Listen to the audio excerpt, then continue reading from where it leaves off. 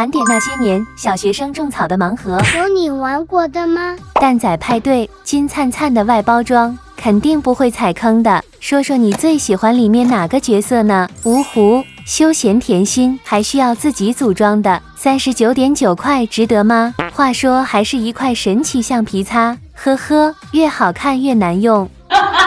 不会来个重复吧？还好这只比较可爱些，要是被我妈发现，屁屁肯定开大花，点赞最高那位就送它。种植盲盒，强烈推荐，必须买，能收获甜甜的草莓，诱人的大西瓜，听着都要流口水了。一包泥土，哎呀，居然是幸运草，这好像不能吃的吧？不管啦，能不能活还是另外一回事，1个星期后看结果。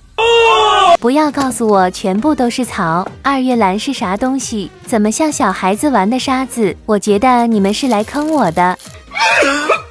快递盲盒，1个2块钱。他说里面能猜出黄金项链，啥玩意啊？这是？起码来个好看点的吗？喜欢吃三文鱼的扣1。话说最近大家都在玩什么呢？吐司面包1块，我的心感觉要碎了，全都是食玩。